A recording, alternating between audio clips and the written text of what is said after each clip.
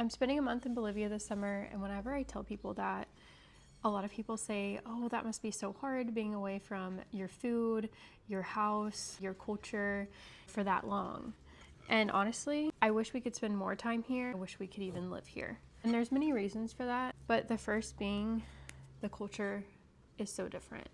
Whenever I come here for an extended period, I'm always reminded that life isn't about always rushing to the next thing. The amount of money that you can make, keeping up with the Joneses, what you have, what you don't have.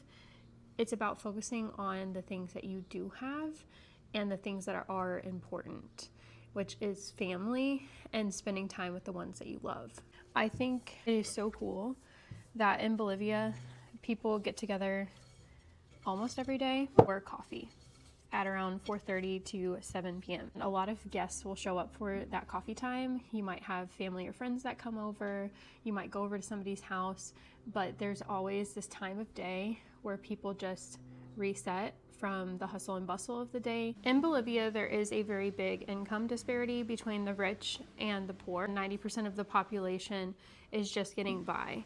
They may be middle class, they may be actually living in poverty, but the vast majority of people are living with a small means, and they are living well within that small means. In the US, we get so caught up with what we don't have and chasing success that we forget that life is so short and there's just a very small amount of time to make the memories, to enjoy life to the fullest. My version of success has definitely changed over time. When I first went to college and graduated, my goal was to find the best paying job, to climb the corporate ladder, to be the most successful at my company in whatever I did. And that is not my goal anymore. As many of you know, I became a microbaker this past year after I unexpectedly got laid off from my corporate job. And being a microbaker doesn't make a significant amount of money.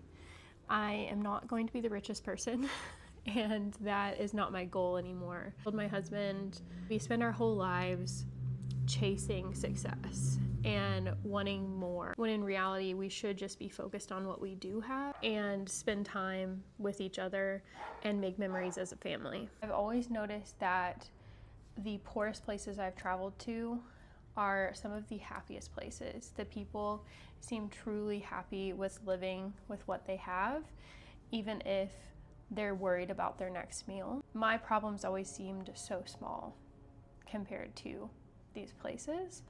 If you are not uncomfortable, if you are not truly experiencing other cultures, you are not growing.